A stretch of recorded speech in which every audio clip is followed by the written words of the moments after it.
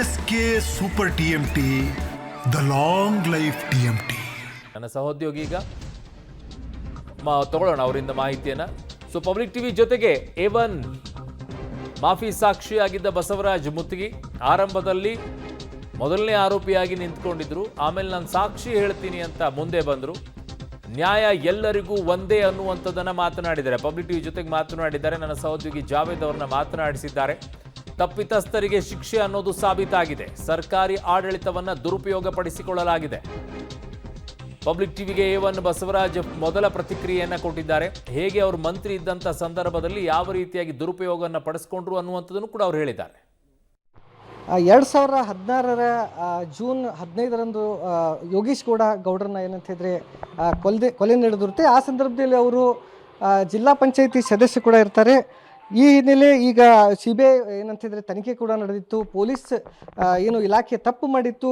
ಆ ಹಿನ್ನೆಲೆ ಏನಂತಿದ್ರೆ BJP ಸರ್ಕಾರ ಇದನ್ನು ಏನಂತಿದ್ರೆ CBIಗೆ ಕೂಡ ಕೊಟ್ಟಿತ್ತು. CBI ಏನಂತಿದ್ರೆ 21 ಆರೋಪಿಗಳನ್ನು ಏನಂತಿದ್ರೆ ಆರೋಪಿ ಮಾಡಿ ಏನು ಚಾರ್ಜ್ ಶೀಟನ್ನು ಸಲ್ಲಿಸಿದ್ದು. ಇವತ್ತು ಏನಂತಿದ್ರೆ ಅದರದ ಒಂದು ಏನಂತಿದ್ರೆ ತೀರ್ಪು ಪ್ರಕಟ ಆಗಿರುವಂಥದ್ದು. ನಮ್ಮ ಜೊತೆ ಈ ವಿಚಾರಕ್ಕೆ ಸಂಬಂಧಿಸಿದಂತೆ ಪೊಲೀಸ್ FIRನ ಮೊದಲ ಆರೋಪಿಯಾದಂಥ ಬಸವರಾಜ್ ಮುತ್ತಿಗಿ ಅವರಿದ್ದಾರೆ. ಅವ್ರೇನು ಹೇಳ್ತಾರೆ ನೋಡೋಣ. ಸರ್ ನಮಸ್ಕಾರ. ಇವತ್ತು ಜನಪ್ರತಿನಿಧಿ ನ್ಯಾಯಾಲಯ ಇವತ್ತು ಏನು ಯೋಗೇಶ್ ಗೌಡ ಕೊಲೆ ಪ್ರಕರಣದಲ್ಲಿ ತೀರ್ಪು ಕೊಟ್ಟಿರುವಂಥದ್ದು. ಅದರಲ್ಲಿ ವಿನಯ್ ಕುಲಕರ್ಣಿ ಅವ್ರಿಗೂ ಏನಂತಿದ್ರೆ ದೋಷಿ ಅಂತ ಹೇಳಿದೆ.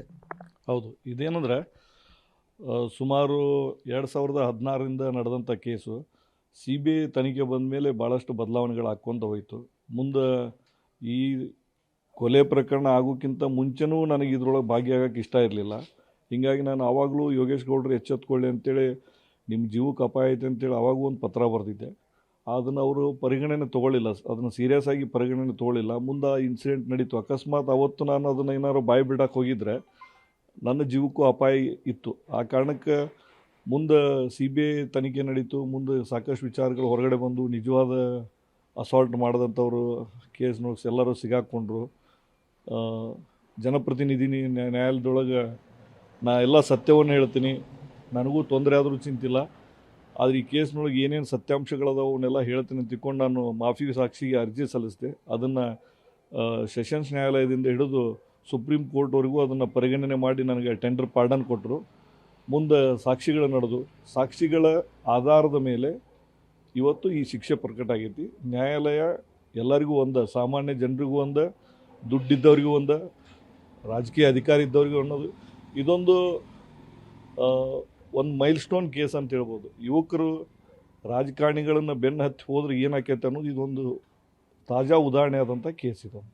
ವಿನಯ್ ಕುಲಕರ್ಣಿ ಅವರೇ ನಿಮಗೆ ಇದು ಕೇಸಲ್ಲಿ ಏನಂತ ಹೇಳಿದ್ರೆ ಇನ್ವಾಲ್ವ್ ಮಾಡಿದ್ರ ಅಂತೇಳಿ. ಯಾಕಂತಂದರೆ ಯಾವಾಗ ಕೊಲೆ ನಡೆದು ಅವಾಗಿಂದ ಪ್ರತಿ ಬಾರಿ ಶಾಸಕ ವಿನಯ್ ಕುಲಕರ್ಣಿ ಅವರ ಕೈವಾಡಿದೆ ಅನ್ನೋಂಥ ಒಂದು ಆ ಮಾತು ಕೇಳಿ ಬರ್ತಾನೆ ಇತ್ತು.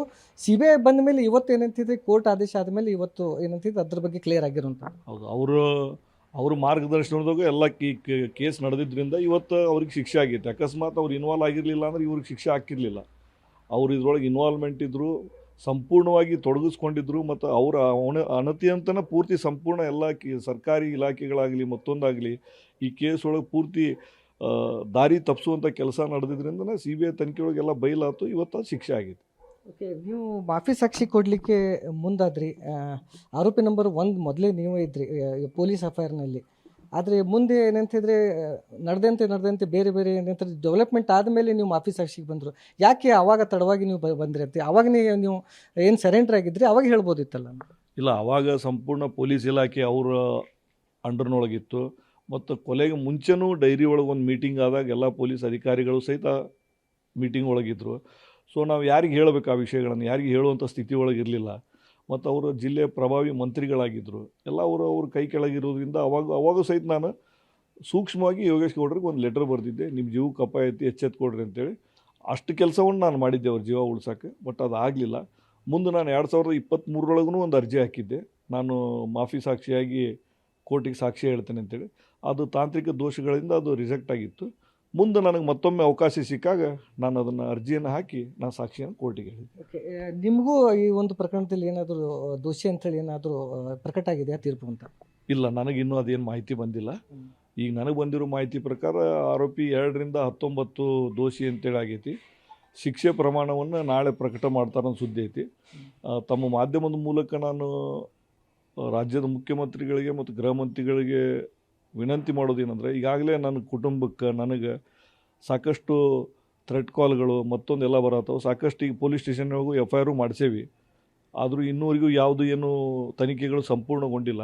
ಈಗ ಕೇಂದ್ರದ ಭದ್ರತೆ ಇರೋದ್ರಿಂದ, ಕೋರ್ಟ್ ಆದೇಶದ ಮೇರೆಗೆ ನನಗೆ ಕೇಂದ್ರದ ಭದ್ರತೆ ಐತಿ. ಈ ಭದ್ರತೆ ಇರೋದ್ರಿಂದ ನಾವು ಇವತ್ತು ಸೇಫ್ ಅದೇವಿ. ಇಲ್ಲಾಂದ್ರೆ ನಮ್ಮ ಮ್ಯಾಗ ಈಗಾಗಲೇ ಹಲ್ಲೆಗಳಾಗುವಂಥ ಎಲ್ಲ ಪ್ರಕ್ರಿಯೆಗಳಿದ್ದವು. ಅದಕ್ಕೆ ತಮ್ಮ ಮೂಲಕ ವಿನಂತಿ ಮಾಡ್ತೀನಿ ರಾಜ್ಯ ಸರ್ಕಾರದ ಮುಖ್ಯಮಂತ್ರಿಗಳಿಗೆ ಮತ್ತು ಗೃಹ ಮಂತ್ರಿಗಳಿಗೆ ನಮ್ಮ ಕುಟುಂಬಕ್ಕೆ ಸೂಕ್ತ ಭದ್ರತೆ ಕೊಡಬೇಕು. ನಿಮಗೆ ಈಗ ಈ ಪ್ರಕರಣ ಆರಂಭ ಆದಮೇಲೆ 2016ರಿಂದ 26ರವರೆಗೆ ಧಮಕಿ ಬಂದು ಅಂತ ಹೇಳಿದ್ರೆ ಯಾವ ರೀತಿಯಾದಂಥ ಧಮಕಿ ಬಂದಿದ್ದು ಅಂತ? ಅಲ್ಲ, ಕೆಲವೊಂದಿಷ್ಟಂತೂ ನೇರ ನಡೀತಿದ್ವು. ನಮ್ಮ ವಿನಯ್ ಕುಲಕರ್ಣಿ ಅವ್ರ ಚರ್ಚೆ ಒಳಗೆ ನೇರ ನಡೀತಿದ್ವು.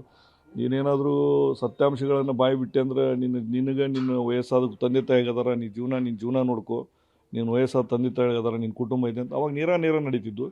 ಅದಾದಮೇಲೆ ಇತ್ತೀಚಿನ ಬೆಳವಣಿಗೆಗಳೊಳಗೆ ಈ ನಮ್ಮ ಆಫೀಸ್ ಸಾಕ್ಷಿ ಆದಮೇಲೆಂದಂತೂ ಥ್ರೆಟನ್ ಕಾಲ್ಗಳು ಬರೋಕ್ಕೆ ಸ್ಟಾರ್ಟ್ ಆದವು.